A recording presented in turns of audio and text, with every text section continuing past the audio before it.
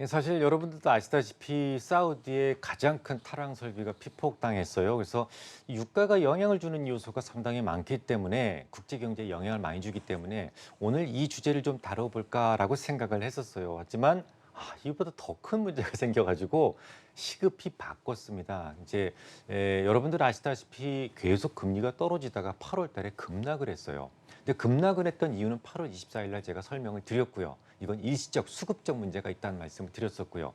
그래서 이제 9월 달부터 반등은 주기 시작했는데 아시다시피 지난 ECB 회의가 있고 나서 그 주에요.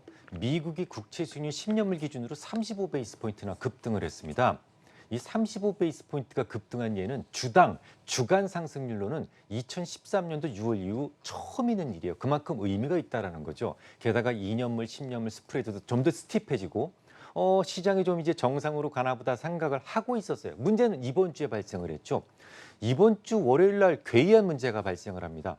미국에서도 단기 시장이 있고 장기 시장이 있잖아요. 레포라고 하는 시장이 있어요. 그러니까 환매부 채권 같은 것들을 거래하는 그런 시장인데 레포라고 하는 시장에서 갑작스럽게 금리가 급등을 하기 시작합니다. 월요일 날 장중 5%를 넘어요.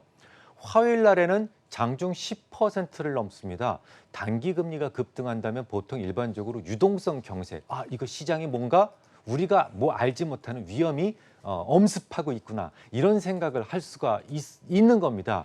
그래서 시장에선 가만히 있으면 안 되니까 결국은 연준에서 개입을 시작을 하게 되죠. 그래서 화요일 날부터 개입을 시작을 했습니다. 단기 시장, 아까 레포를 운영을 직접 해서 화요일 날 제가 알기로 531억 달러를 유동성 공급을 했어요. 그리고 수요일 날도 또다시 공급을 했는데 800억 7,500만 달러를 그 공급을 했습니다. 그리고 이제 목요일 날에도 또 공급을 했어요.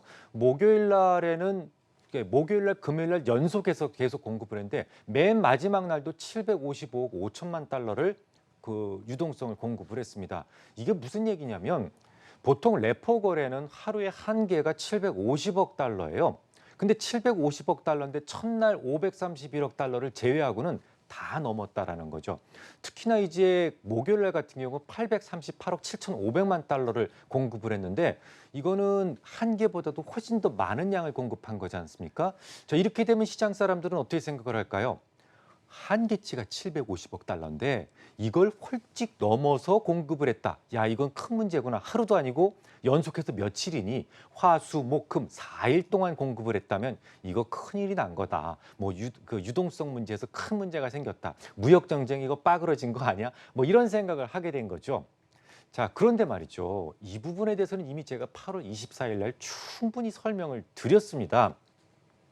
미국에는 공화당이 있고 민주당이 있죠. 공화당은 뭐 보수고 민주당은 진보라고 보시면 됩니다. 공화당에서는 좀 이제 그 국제 경찰로서의 어떤 정부 역할, 그러니까 세금 많이 걷지 말고 조금 써라라고 이야기하는 게 공화당이고요. 민주당은 재량적 재정 정책, 그러니까 세금을 많이 걷어서 많이 걷은 만큼 이 기업한테 또 시장에 계속 개입을 해야 된다. 공격적으로 재량적으로 그 개입을 해야 된다라고 믿는 것이 민주당이라고 보시면 되겠습니다. 그러니까 이쪽은 세금을 적게 걷고 이쪽은 많이 쓰자라는 게 이제 주안점인데 트럼프는요. 트럼프는 공화당 쪽인가요? 민주당 쪽인가요? 일단 명찰은 공화당 면찰을 달고 있어요. 그래서 감세를 많이 했습니다. 감세를 많이 했으면 더 적게 써야 되는데 쓰는 거는 민주당보다 많이 썼어요. 그러다 보니까 이건 뭐 이게 더 많이 벌어질 수밖에 없죠. 요만큼 걷어서 요만큼 쓰면 상관이 없는데 쓴 건 더 많이 썼다 보니까 재정 적자가 크게 벌어질 수밖에 없어요. 실제로 지난 회기에 11개월 만에 무려 1조 달러의 재정 적자를 돌파합니다. 사상 최대치죠. 그러다 보니까 미국 정부를 부도내게 할 수는 없잖아요. 부도가 나게 할 수는 없지 않습니까? 그래서 이 국채 한도, 그러니까 재무부의 채권 한도를 늘려야 되는데 함부로 늘릴 수는 없으니까, 그렇다고 지금 싸워서 부도가 낼 수는 없으니까 일시적으로 유예를 시켜버렸습니다.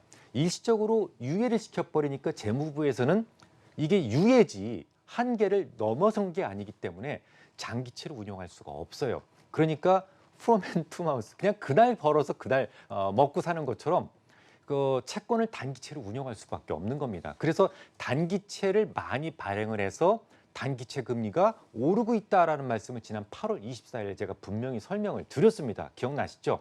그럼 월요일부터 왜 레포 금리가 급등을 했느냐? 재무부에서 780억 달러, 엄청난 물량이죠. 이거를 발행을 했는데 이거 누군가 기관이 받았을 거 아니겠습니까? 기관이 받았으면 이 금액을 쏴줘야 되는데, 송금을 해줘야 되는데 여기에서 780억 달러의 지준이 한꺼번에 소비가 되죠. 그래서 소위 이른바 지준 감소에 의해서 시장 유동성이 말라버린 거예요. 물론 단기 금리가 급등을 하게 되면 유동성 위기가 왔구나라고 생각하는 게 맞긴 맞지만 이번에는 수급적 어떤 기술적 미스매치 말고는 특별한 어떤 악재가 도드라진 것은 아니었다. 이렇게 보시면 될 것 같습니다.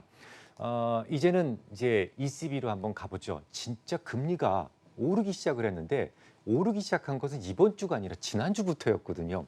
ECB 회의가 있고 나서 즉각 금리가 오르기 시작을 했는데 이번 ECB 회의에서 어떤 문제가 있었던 거예요? 5가지 정책을 발표했어요. 일단 금리를 10베이스 포인트 내렸죠. 자, 내렸습니다. 그리고 200억 유로 규모의 양적 완화를 다시 시작하기로 했어요. 그리고 TLTRO의 어떤 그 기준을 완화시켰습니다. 그리고 또 한 가지 굉장히 중요한 게 있는데 여기까지는 뭐 그냥 일반적인 그런 우리가 다 흔히 예측할 수 있었던 것인데 포워드 가이던스의 기준을 바꿔버렸어요. 그리고 또 중요한 것이 뭐냐면 이 차별 불이 시스템이라는 것을 새롭게 도입했습니다. 그러니까 처음이에요. 유로존에서는 처음 이 제도가 시작이 된 겁니다. 그래서 뭐 이런 것들은 뭐 그냥 뭐 그럴 수 있어라고 생각을 하겠지만 정말 중요한 것은 기자회견 때요. 그러니까 이 ECB 회의가 끝나고 기자회견을 하지 않습니까? 그때 드라기가 한 말이 정말 충격적이었습니다. 그걸 이제 분명하게 설명을 드려야 되는데 설명드리기 전에 이번에 바뀌게 됐던 이 2가지 조건을 먼저 설명을 드려야 될 것 같아요. 이른바 그 티어링 시스템이라고 하는 차별 불이 시스템에 대해서 먼저 설명을 드리면 이게 일본에서 온 제도입니다. 일본은 예전부터 하고 있었어요. 근데 이제 쉽게 말씀을 드려서 과거에 금융위기 이전의 시대에는 유동성의 급격한 팽창을 막기 위해서 제도적 장치가 있었습니다. 이른바 지급준비금 제도라는 거예요. 좀 쉽게 설명을 드려서 지급준비율이 20%다 그러면 은행들은 예금이 들어오게 되면 그중에서 20%는 따로 리저브 해두고 80%만 재창출할 수 있습니다. 신용을 재창출할 수 있어요. 그래서 계속해서 무한대로 팽창하는 유동성을 제어하겠다라는 의미를 가지고 있어요. 우리가 미국 FRB를 그러니까 왜 FRB라고 말씀드린다고 했어요. Federal Reserve Board. 그러니까 리저브를 그러니까 지준을 관리하는 기관이다라는 의미로 FRB라는 그런 말을 쓰거든요. 그러니까 예전에 그러니까 금융위기 이전에는 요 지급 준비율을 제어하는 것이 굉장히 중요한 시장의 어떤 무기였다. 그러니까 FMC나 그러니까 FRB의 중요한 무기였다는 것을 알 수가 있어요. 그런데 금융위기 이후에는요. 이게 무용지물이 돼버렸어요. 경기가 지금 11년째 안 좋잖아요. 2007년도부터 12년째 안 좋은데 계속 안 좋은 상태가 유지가 되다 보니까 기업들은 돈을 갖다 쓸 일이 없어요. 투자를 할 수가 없습니다. 투자를 해야 유동성이 창출이 되는데 투자를 안 해요. 그러니까 기업들이 돈들을 안 가져가죠. 또 은행들도 마찬가지입니다. 지금 금리가 너무 낮은 수준인데 이것을 이렇게 낮은 수준의 금리를 가지고 리스크를 내가 떠안을 이유가 없는 겁니다. 그러니까 굳이 돈을 빌려주지 않고 있는 거예요. 그러다 보니까 예전에는 기급 준비금이라고 하는 그런 기준이 있는데 그 기준을 넘는 그런 그 회사들이 많았었는데 지금 반대로 된 거죠. 이만큼까지는 빌려주지 마 그랬는데 빌려줄 데도 없어요. 그러면서 오히려 지급준비금보다 더 많은 돈을 소위 초과 지준이라고 하는 형태로 중앙은행에 다시 재예치를 하게 되는 현상이 벌어진 겁니다. 근데 이제 ECB에서는 지금까지 법적 지급준비금이라고 하는 것까지는 제로금리를 부여를 했었습니다. 그런데 이제 대여성 자금이라든지 아니면 초과 지준에 대해서는 마이너스 금리를 그대로 적용을 시켰어요. 그러다 보니까 무슨 문제가 생깁니까? 은행들이 수익이 쭈그라들 수밖에 없죠. 그러다가도 가뜩이나 지금 경기가 안 좋아서 계속해서 쭈그러들고 있었는데 중앙은행에 재예치하고 있는 그걸 이제 IOER이라고 그러는데 초과 지급 준비금에 대한 금리를 마이너스 금리를 부과를 한다면 돈 맡기면서 내가 돈을 오히려 수수료를 줘야 되는 상황이 온 거죠. 그러니까 유럽의 은행들은 계속 실적이 쪼그라들 수밖에 없었던 겁니다. 그게 계속 은행들을 목을 졸랐던 거예요. 요번에 이제 새롭게 발표됐던 이 차별 불이익 시스템은 뭐냐면 법적 지급준비금의 6배까지는 제로금리를 유지하겠다라는 거예요. 근데 그 6배도 결정된 것이 아니라 상황에 따라서 바꿀 수 있다라고 이야기를 했습니다. 그건 이게 무슨 얘기냐면 원리는 그렇지만 실질적으로는 초과 지급준비금에 대해서 이자를 더 이상 받지 않겠다. 중앙은행에서 더 이상 받지 않겠다. 부과시키지 않겠다라는 의미거든요. 이것은 앞으로 제로금리 미만의 마이너스 금리 상황이 유지가 되더라도 장기적으로 유지가 되더라도 은행으로부터 마이너스 금리를 부과시키지 않겠다. 은행은 이제부터 조금 살 맛이 난 거죠. 그러니까 ECB 회의 직후 은행주들이 강세를 보였던 이유가 됩니다. 첫 번째. 그리고 이 부분을 꼭 기억해 두시기 바랍니다. 자, 두 번째. 포워드 가이던스를 바꿨다라고 말씀을 드렸는데 기준을 바꿨다라고 말씀을 드렸는데요. 이 포워드 가이던스는 앞서 말씀을 드렸던 그 차별 불이익 시스템은 일본에서 왔다고 그랬죠. 포워드 가이던스는 미국으로부터 온 제도예요. 벤 버냉키가 연방은행 중앙은행장이 되고 나서 금융위기가 발생을 했습니다.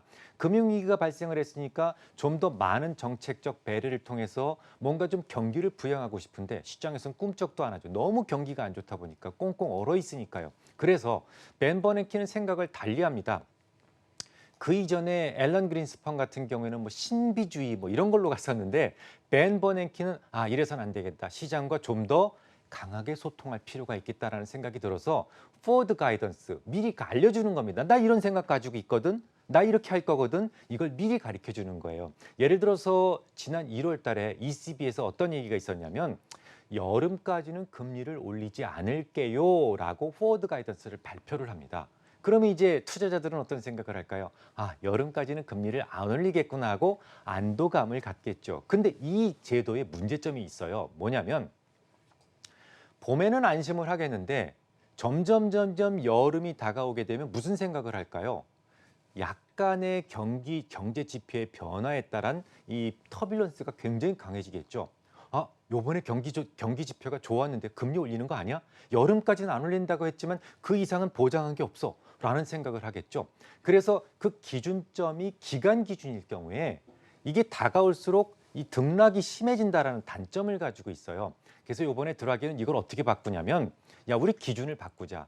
기간제로 하지 말고 특정한 어떤 경제 지표로 하자. 그래서 물가 지표로 하자라는 생각을 바꾸게 된 겁니다. 그래서 물가가 기대 물가가 2%에 수렴하지 않는 한 현재보다도 낮은 금리를 지속적으로 유지할 것이다 라고 바꾸게 됩니다. 이건 뭘 의미하냐면 정말 장기적으로 제로금리를 유지할 생각이다 라는 것을 의미합니다. 자, 여기까지 일단 기억을 해두시고 이제 본론으로 들어갑니다.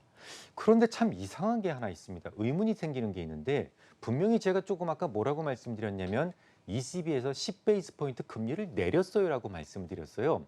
그런데 유럽 쪽의 중요한 그런 국가들의 금리가 10년물 기준으로 10베이스 포인트 평균 오르게 됩니다. 이건 웃기잖아요. 이게 몰랐던 것도 아니고 시장에서 다 알고 있었던 내용이었는데 금리를 내렸는데 뭐 주요 은행들 프랑스라든지 스웨덴이라든지 대부분 올랐어요. 평균 10베이스 포인트 올랐습니다. 또 유럽에서 10베이스 포인트면 엄청난 그런 진폭입니다. 이게 왜 그랬을까요? 금리를 내렸는데 왜 올랐을까요? 이것은 그 ECB 성명서 맨 마지막 단의 문장에 잘 묘사되어 있습니다. 뭐라고 나와 있었냐면 경기 친화적인 방향으로 각국은 그러니까 유로존을 구성하고 있는 각국은 경기 친화적인 방법으로 그러니까 재정 정책을 적극 활용할 수 있는 방향으로 가야 된다라는 내용이 있어요. 헐, 이거 진짜 놀라울 일이죠. 지금 ECB 드라기 총재는 통화 정책을 주관하는 사람이지 재정 정책을 주관하는 사람은 아니에요. 재정 정책을 주관하는 사람들은 정부죠. 이 사람은 중앙은행장이고요. 대단한 월권을 한 겁니다. 이래서는 안 되는 사람인데 재정 정책을 권유한 거예요. 그 회의가 끝나고 기자회견에서도 정말 이례적으로 마지막이다 이거죠. 이례적으로 재정 정책을 아주 적극적으로 권유합니다. 이렇게 얘기를 했어요. 결국은 사람들의 손아귀에 돈을 쥐어주는 정책은 통화 정책이 아니다. 재정 정책이다. 그 역할을 하는 것은 재정 정책이다. 그리고 이 ECB의 통화 정책이 좀 더 효과를 발휘하기 위해서는 재정 정책이 필요하다라고 계속해서 반복적으로 이야기를 합니다. 여러분들 아시다시피 유로 정부는요. 재정 균형을 굉장히 중시하는 정책을 그동안 써왔어요. 얼마 전에 이탈리아에서도 이탈리아하고 정부하고 싸웠던 것도 결국은 기준을 넘어서는 재정 정책을 쓰게 되면 허리띠를 매서라도 아껴 써라라는 거잖아요. 그것 때문에 ECB 정부하고 그 이탈리아하고 싸웠던 것 아니겠습니까? 그만큼 이제 재정 균형을 중시했었습니다. 그런데 드라기는 아니다. 재정 정책이 필요하다라고 아주 강하게 이야기를 했던 거예요. 하긴 사실은 그 재정 정책이나 통화 정책 단 하나만 가지고 꽁꽁 얼어붙은 경제를 일으켜 세우기는 정말 어렵습니다. 예를 들어서 지금 너무 경기가 안 좋은데 뭐 ECB에서 돈 새롭게 찍어내고 금리를 낮춰봐봐야 사람들이 투자를 해야 말이죠. 투자를 안 하다 보니까 여러분들 아시죠? 이 유럽이 2014년도 중반부터 아마 제로금리가 되었을 건데 그때부터 오히려 초과 지준이 쌓이기 시작을 해서 지금 1조 8천억 유로까지 초과 지준이 쌓였어요. 그만큼 사람들이 투자를 안 하는 겁니다. 아무리 금리를 낮춰도 경기가 좋지 않으니까 물건을 사는 사람이 없으니까 투자를 안 하는 거예요.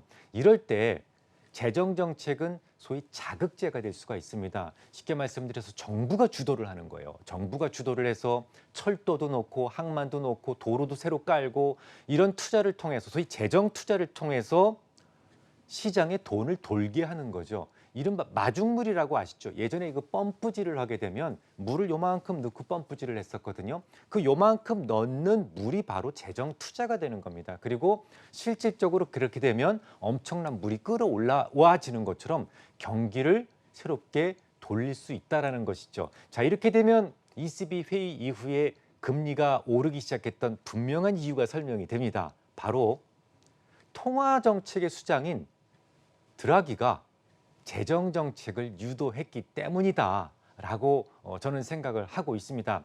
드라기는 이런 생각을 하고 있었을 거예요. 드라기는 지금 그 포워드 가이던스를 수장을 해서 아주 장기간 금리를 유지할 것이라는 생각을 밝혔어요. 그리고 장기간 마이너스 금리가 유지될 경우에 가장 타격을 받는 것이 은행인데 은행이 잘못되면 시스템 리스크에 노출될 수가 있잖아요. 그래서 은행을 안전할 수 있도록 제로 금리로 픽스를 시켰습니다. 그러니까 이건 뭘 의미하냐면 이겁니다. 모든 조치 다 끝냈어. 아주 장기간에 걸쳐서 제로금리 미만으로 금리를 낮추어 놓을 테니 앞으로 금리가 올라서 국가 재정이 망가지는 일은 없을 것이다. 항상 금리가 돈을 빌릴 때는 기준금리 플러스 알파로 빌려오거든요. 그런데 앞으로 금리를 아주 초장기적으로 낮은 금리를 유지할 테니 내 ECB의 생각을 믿고 재정 투자를 늘리라라는 생각을 밝힌 겁니다. 그러니까 이번 마지막 회기거든요. 이제는 이제 아시다시피 그 ECB의 수장이 바뀌게 됩니다. 그런데 이제 이 바뀌기 전에 정말 커다란 선물을 떨피고 간 거죠. 물론 저는 이렇게 생각을 하고 있습니다. 앞으로 제로금리를 향해서 수렴할 것이라는 생각을 저는 여태 하고 있어요. 하지만 제로금리로 향해서 가는 건 맞지만 지난 8월 24일 말씀을 드렸듯이 미국의 장기금리를 급격하게 떨어뜨렸던 이유에 대해 설명을 드렸었죠. 단기 수급적 이유다라고 말씀을 드렸는데 그것도 어느 정도 해소가 됐고요. 또 이번 ECB 회의 이후에 지금 이제 재정 투자에 대한 기대치가 처음으로 시작이 된 위치입니다. 그렇게 되면 어쨌든 글로벌 금리는 앞으로 조금 더 중기적으로 상승할 가능성이 높다라고 생각이 돼요. 그런 이유 때문에 최근 금리 인하로 인해서 핍박을 받았던 금융주들이 상승을 했던 이유가 되고요. 이번 주에 금융주가 계속 조정을 받았었죠. 마지막 날 빼고. 그건 왜 그러냐면 앞서 말씀을 드렸던 단기금리가 올라가게 되니까 단기금리로 조달을 해서 장기금리로 빌려주는 게 은행인데 단기금리가 올라가니까 또 불안해서 조정을 받았던 거예요. 그런데 이것도 수급적 문제였고 그리고 연준에서 계속 개입을 해서 지금 돈이 없어서 지금 못 쓰는 건 아니니까 개입을 해서 안정화를 시키고 있기 때문에 이건 별 문제 아니다. 그래서 조정을 비록 보였지만 금융주는 조금 더 가져가도 되겠다 이렇게 생각을 합니다.